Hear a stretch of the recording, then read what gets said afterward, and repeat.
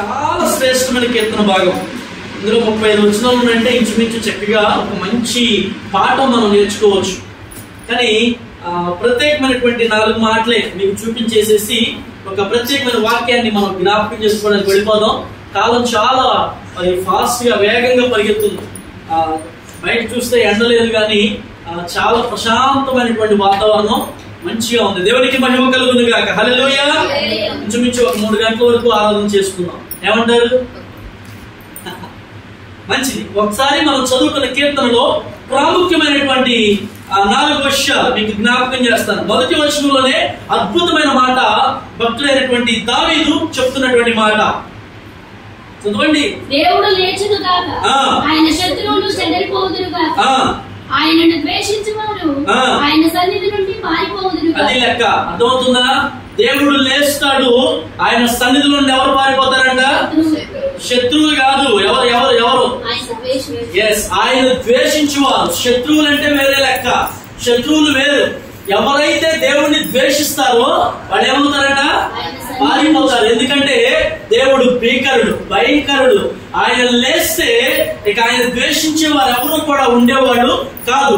ఎంతవరకు ఆయన ఎవరిని ద్వేషించలేదు. ఎందుకని చెప్పాలి? ఎందుకని? ఆయన టైటిల్స్ లో ఒక టైటిల్, అద్భుతమైన టైటిల్ అది. ఎస్, ప్రేమామయుడు అనే టైటిల్ ఉంది దేవునికి. అర్థమవుతుందా? ఇప్పటి వరకు ఆయన చూపించింది ఏమిటి అంటే ప్రేమే, శాంతినే. ఆయన వెళుతూ కూడా అదే మాట చెప్పాడు, నా శాంతిని నేను మీకు అనుగ్రహించుచున్నాను, ఆ శాంతితోనే సమాధానంతోనే బ్రతకండి అని చెప్తూ ఆయన ఆరోహణమై వెళ్ళాడు. నెక్స్ట్ టైం ఆయన రాబోతున్నాడు. ఆయన వచ్చే టైంలో ఇంకా మామూలుగా ఉండే పరిస్థితులు కావు. దేవునికి మహిమ కలుగును గాక. హల్లెలూయా. ఇప్పటి వరకు ఆయన ప్రేమను చూసాము. తదుపరి ఏం చూస్తున్నావు తెలుసా? ఆయన కోపాన్ని, ఆయన ద్వేషాన్ని, ఆయన రాబోతున్నటువంటి ఉగ్రతను మనం చూడగలుగుతూ ఉన్నాం. దేవునికి మహిమ కలుగును గాక. అప్పటి వరకు మనం ఉంటే ఆయన కోపాన్ని చూస్తాం. చాలా సార్లు కొంతమంది అంటారు, రే ఇప్పటి వరకు నన్ను ప్రేమనే చూసావు, నాలో ఏం చూడలేదు, నాలో కోపాన్ని చూడాలి. అంటే ఇది ఒక యాంగిల్ అనమాట, ఇది ఒక డిఫరెంట్ యాంగిల్ అనమాట. అది కూడా ఉంటది. చాలా మంది అమాయకులుగా కనపడుతూ ఉంటారు. వాళ్ళతో మనం చాలా సార్లు పరిష్కారార్థం, వాళ్ళతో ఎప్పుడైనా మనం ఎగతాళి చేస్తూ నవ్వుకోవడానికి ఏదో చేస్తున్నాం కామెడీ. కానీ కొన్నిసార్లు వాళ్ళకి ఏమొస్తుంది తెలుసా? అది అప్పుడు వస్తుంది అనమాట. ఆ కోపం వచ్చినప్పుడు మా డాడీ మా మమ్మీ ఏమనరు, అసలు మాతో చాలా సరదాగా ఉంటారు, హ్యాపీగా ఉంటారు అనుకుంటారు. కానీ కొన్నిసార్లు ఏమైంది, డైరెక్షన్స్ మారుతూ ఉంటాయి. అదే రకంగా దేవుడు కూడా చెప్తున్నాడు, జాగ్రత్త అని మాట్లాడుతున్నాడు. తర్వాత 4వ వచనంలోకి వెళ్ళిపోదాం. దేవుని గూర్చి పాడుడి, ఆయన నామమును బట్టి స్తోత్రగానము చేయుడి, వాహన మీకి అరణ్యములో ప్రయాణము చేయుడి, వరకు ఒక రాజమార్గము చేయుడి. రాజమార్గము చేయుడి. 5వ వచనం, తన పరిశుద్ధాలయమందుండు దేవుడు తండ్రి లేని వారికి తండ్రియు విధవరాండ్రకు న్యాయకర్త అయి ఉన్నాడు.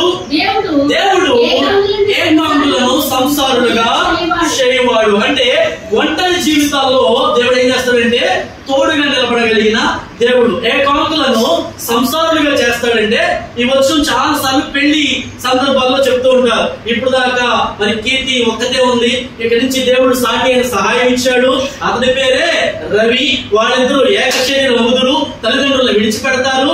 అంతే కదా, పెళ్లి ప్రమాణాలన్నీ ఇలాగే ఉంటాయి. కాబట్టి ఎప్పుడైతే ఒంటరి జీవితంలో ఇంకొక మనిషిని దేవుడు తోడుగా ఇస్తారో ఆ ఒంటరిని తీసివేసి దేవుడు ఏం చేస్తాడంట? సంసారులుగా చేస్తారు అని దేవుడు మాట్లాడుతున్నాడు. తర్వాత ఒక అద్భుతమైన మాట ఇందులో రాయబడి ఉంది. ఆ వచనం మీరు చదవగలిగితే 11వ వచనం చూడండి. ప్రభువు మాట సెలవిచ్చుచున్నాడు, దానిని ప్రకటించు స్త్రీలు గొప్ప సంఖ్యముగా ఉన్నారు. ఎవరంట వాళ్ళు? చాలా మందిరాల్లో, చర్చిల్లో మీరు ఎప్పుడైనా చూస్తే ఎవరి సంఖ్య అధికంగా ఉంటుంది. ఎందుకని పురుషులు ఎందుకని దేవుడు తొందరగా అంగీకరించలేరు, నమ్మలేరు అంటే మీరు ఏం చెప్తారు, నమ్మేస్తారనా? అలానే ఇంకా దేవుని మీద ఒక మక్కువ, ఒక ఆసక్తి అనేది ఎవరిలో అయితే ప్రేరేపిస్తుందో వాళ్ళు గొప్ప సైన్యంగా ఉంటారు. దేవునికి స్తోత్రం కలుగునుగా. హల్లెలూయా. అంటే నీకు దేని మీదైనా ఏమి ఎక్కువ అంటే శ్రద్ధ ఎక్కువ.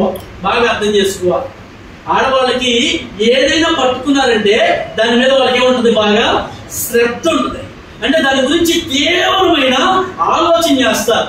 మాలాంటి పురుషులకి మగాళ్ళకి ఏముందండి, పనేలే, వదిలేసి అయితే అయిపోయిందిలే, పోతే పోయిలే, ఏదైతే అయిందిలే అని ఏమవుతామంటే దాటుకుంటూ వెళ్ళిపోతాం. కానీ కొంతమంది అలా వదిలిపెట్టే వాళ్ళు ఉండరు. శ్రద్ధగా దాన్ని ఆలోచించి దాన్ని లాగి దాన్ని సాగదీసి ఏదో ఆలోచన చేస్తారు. దేవుని గురించిన భక్తి కూడా అంతే. దాన్ని ప్రకటించు స్త్రీలు ఎలా ఉన్నారంట, సైన్యములుగా ఉన్నారు. ఈరోజు బైబిల్ మిషన్ పెట్టే మీటింగ్స్ కానీ, గుంటూరు గోరంట్ల మీటింగ్లు కానీ, కొన్ని వేల మంది స్త్రీలు మరి ఇళ్లలో ఎలా మరి పంపిస్తారో నిజంగా అద్భుతం. ఆ ప్రాంగణం అంతా కూడా మారుమోగిపోతూ ఉంటది కదా. మరి దేవుడు అంతగా స్త్రీలను దేవుడు వృద్ధి చేస్తున్నాడు. దేవునికి స్తోత్రం కలుగునుగా. అందుకే సంఘాన్ని కూడా దేవుడు ఏమని పోల్చాడు తెలుసా, స్త్రీతోనే పోల్చాడు. వధువు సంఘం అన్నాడు దేవుడు, వరుడు సంఘం అన్నా, వధువు సంఘం అన్నాడు. వరుడు ఆయనే కనుక ఈ వధువు సంఘములో ఆయన ఎత్తబడినప్పుడు ఆయనే వరుడుగా వచ్చి వివాహం అనేది చేసుకుంటానని ఒక గొప్ప వాగ్దానం దేవుడు మనకి ఇచ్చాడు. దేవునికి స్తోత్రం కలుగునుగా. తర్వాత 33వ వచనంలోకి వెళ్ళిపోదాం. ఒక ప్రత్యేకమైన వాక్యాన్ని ఈ రోజు మనం జ్ఞాపకం చేద్దాం. 68-33వ వచనం. అనాదిగా ఉన్న ఆకాశ వాహనం ఎక్కువ అని కీర్తించుడి. ఆయన తన స్వరము వినబడచేయును. బలమైన స్వరం. దేవుడి స్వరం అన్నాడు తెలుసా, బలమైనటువంటి స్వరం. ఆయన ఆకాశ మహాకాశములు ఎక్కి రాబోతున్నటువంటి దేవుడు. ఇదంతా రాకడ గురించినటువంటి ఒక గొప్ప వర్తమానం. అంటే దావీదు ఒక ప్రవక్త అనుకోవచ్చు. ఎందుకంటే రాబోతున్నటువంటి గొప్ప కార్యాలను కూడా దావీదు వివరిస్తూ ఈ యొక్క గ్రంథపట్నంలో తెలియజేస్తున్నటువంటి మాటలు. కాబట్టి ఇలాగున దేవుని యొక్క ఆలోచన, దేవుని యొక్క ప్రణాళిక, దేవుని యొక్క ఉద్దేశాలను భక్తుడు వ్యక్తపరుస్తూ ఆ మాటలు తెలియజేస్తున్నాడు. ఆఖరి ఒక మాట చదువుదాం. 20వ వచనంలో చివరి మాట చదవండి. మరణము తప్పించుట ప్రభువైన యెహోవా వశము. ఈ మాట చాలా గొప్ప మాట. మరణము తప్పించుట దేవుని వశము అంటే నిజంగా చాలా మంది కొన్నిసార్లు ప్రిపేర్ అయిపోతారు, చచ్చిపోవాలి అని డిసైడ్ అయిపోయే వాళ్ళు ఉంటారు. కానీ అలాంటి ఆలోచనలు తప్పించగలిగిన వారు ఎవరైనా ఉన్నారంటే దేవుడు ఒక్కడు మాత్రం. మొన్న ఒక కేరళలో ఒక నర్సింగ్ చేస్తున్న ఒక సిస్టర్ కి ఉరి శిక్ష ఖరారు అయిపోయి కే పాల్ గారు వెళ్ళి ఆ శిక్షను ఆపారు. కనుక ఆ ఒక్క సిస్టర్ యొక్క జీవితం అప్పటికే అయిపోయింది అనుకున్నారు. అన్ని గవర్నమెంట్స్ ఆమోదముద్ర వేసేసింది, ఏమైనా ఖచ్చితంగా ఉరి శిక్ష తీయాల్సిందే. ఏ కేసులో ఇరుకుందో నాకు తెలియదు. కానీ అప్పుడు మరి దేవుని దూతగా, దేవుని బిడ్డగా ఉన్నటువంటి కే పాల్ గారు మరి ఆ యొక్క ఇన్సిడెంట్స్ లో ఇన్వాల్వ్ అయ్యి ఆ యొక్క మరణ శిక్షను ఆపినట్లుగా మనం చూస్తూ ఉన్నాం. దేవునికి యొక్క ఆలోచనలో ఉన్నటువంటి ఏ ఉద్దేశాలనైనా దేవుడు తన పక్షాన నెరవేర్చగలిగిన వాడు. దేవునికి స్తోత్రం కలుగునుగాక. హల్లెలూయా. కాబట్టి మనము దేవుని ప్రణాళికలో ఉంటే వేటినైనా కూడా దేవుడు సునాయాసంగా తప్పించగలిగిన వాడు. దేవునికి మహిమ కలుగునుగాక. సరే, మంచిది.